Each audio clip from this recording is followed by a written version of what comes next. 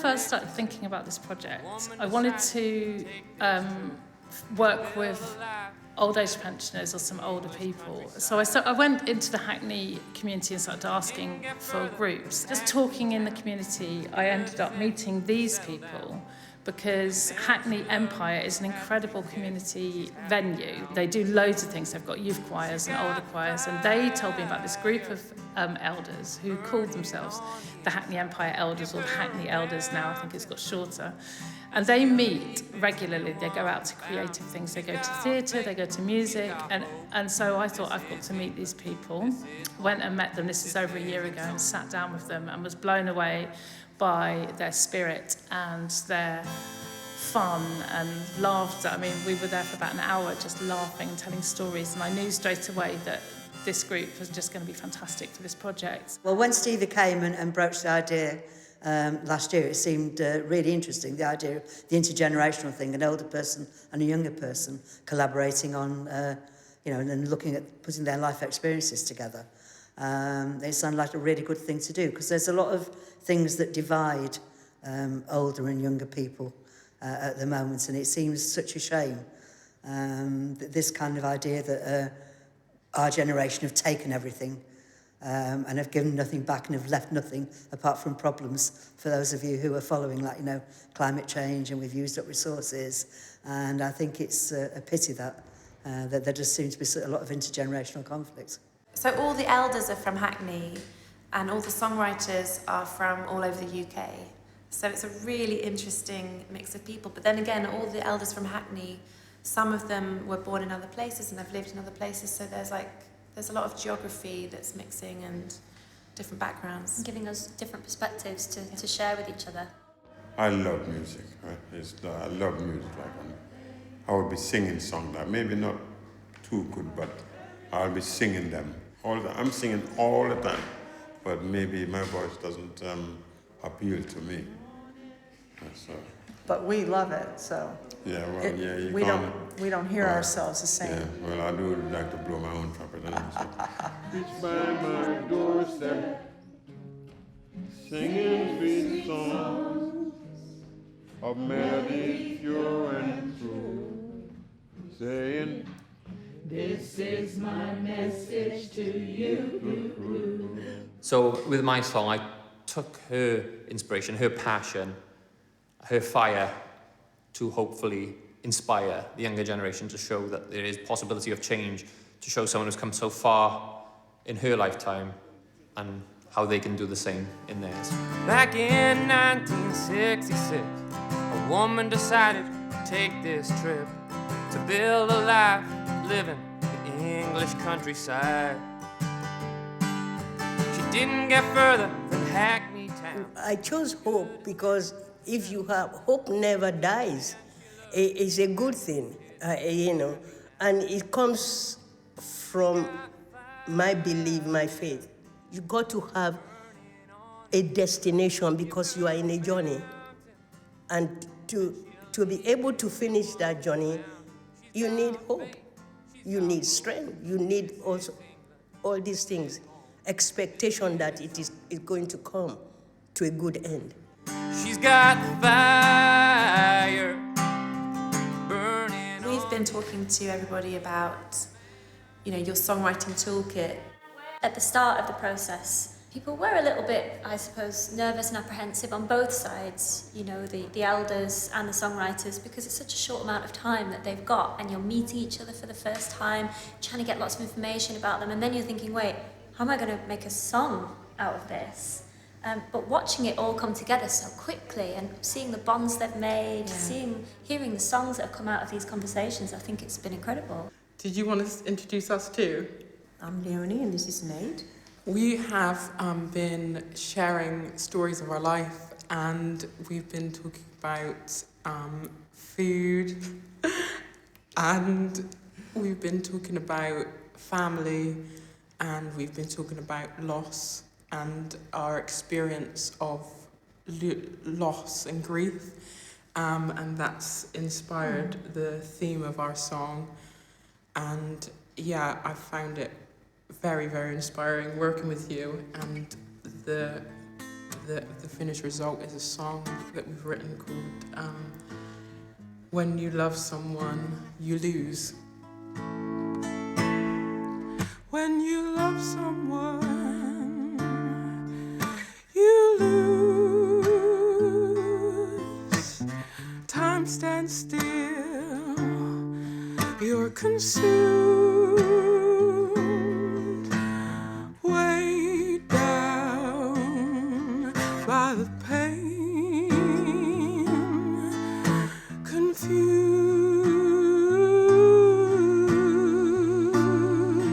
When you love someone, you lose. I do a lot of co-writing, and I've done commissions where people have sent me what they would like a song to be about, and I've had to write that song. So I've kind of got a bit of experience of that, but to have that person sitting next to you is in some ways intimidating, but also very helpful. We got to a point where she said one sentence, and that sentence was like, that's our hook. Well, there was the plus ça change thing that sort of, you know, the things were how they were, but in many ways they're kind of still the same. It seems to in life often come round in full circles. It's not just a, you know, kind of straight road ahead. And she says, this is then, this is now. So I say, if this is then this is now. 'Cause Maggie knows. I don't know if it's going to change the world.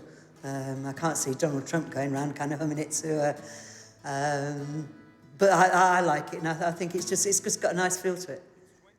It's been fantastic. She's incredibly eloquent, very intelligent, and has had an incredibly interesting life. We have only one shot at this life, and we have to make the most of it. And my faith gives me that hope. So I wrote this song with Antonia over the last couple of days, and it is called Give Me the Mountain.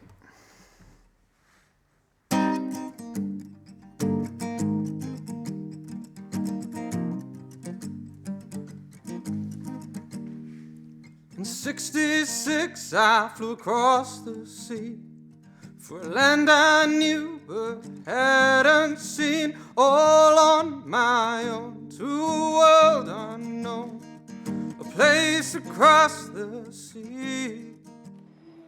She seemed to like it. Yeah, did it go right? Yeah, it did. I mean, got a high five and all. In this place here I can. Give me the mountain, set me on the sea. I've fallen once, twice, 3 times, but I still believe. Give me the mountain, I'll show you who I can be. Give me the mountain, I still believe. I've had the absolute pleasure of working with the wonderful Alice yesterday of the Hackney Elders, and I actually just feel incredibly privileged to have been in her company. And she's an inspiration, and she's just incredible. And I just wanted to talk to her all evening yesterday. She was so generous, as everyone has been, and in everything she shared, and the things that were important to her, and she wanted to talk about, that there was so much that she's given, and that was the focus then on the song.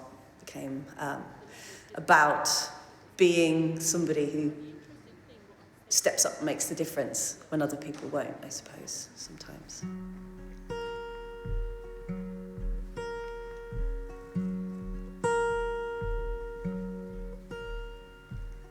Her mama died, she lost her way.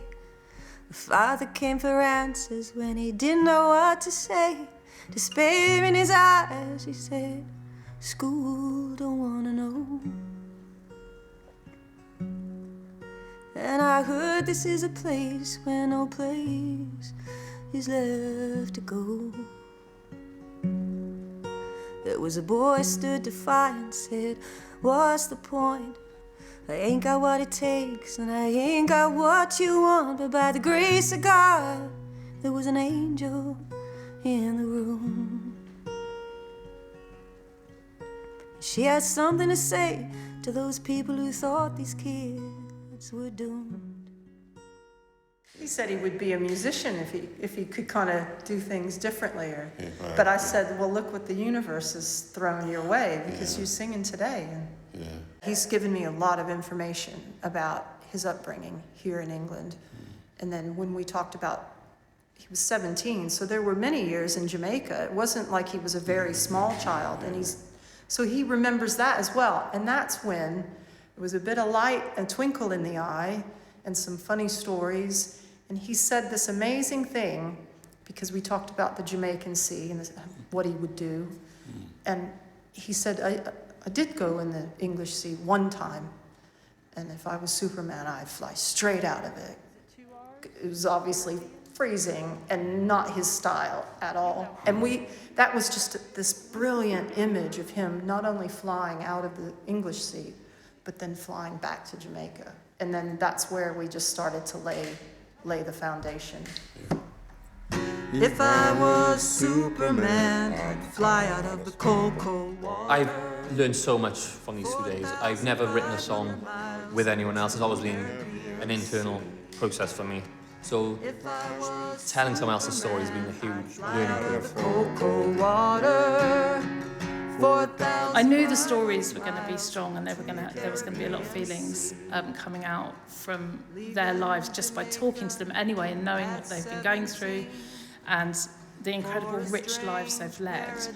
And so I knew that part of it was going to be emotional. But then watching their faces today when they've heard their songs being sung back to them, their stories being sung back to them in songs, has been absolutely beautiful to see. This is just being yourself and sitting and relaxing and helping someone trust you, and just know that, you know, that they can trust us as writers, that we'll do something hopefully worthwhile and do justice to their stories. It's great because for this particular project, you know, you've got a group of people who have a wealth of experience of life, and the good times and the bad times, and things that were important to them. You know, everyone was young once and a dreamer once, and maybe still is dreaming. And it's wonderful to be able to give an older demographic, an older group, just the chance to share their story, share things that are meaningful to them. Here we go. The conch, the lobster, the crystal blue water. The conch, the lobster, the crystal blue water. The conch, the lobster, the crystal blue water. The conch, the lobster, the crystal blue water. The conch, the lobster, the crystal blue water. The conch, the lobster, the crystal blue water. The conch, the lobster, the crystal blue water. The conch, the lobster, the crystal blue water.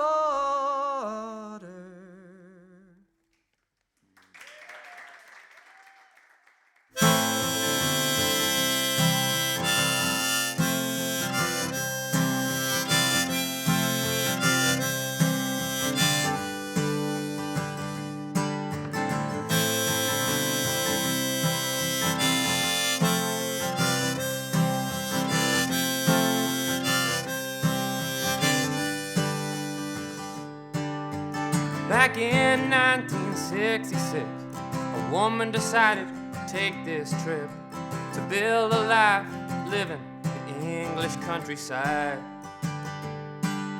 She didn't get further than Hackney town, as good as any to settle down. With the man she loved, she had 3 kids, and she's happy now.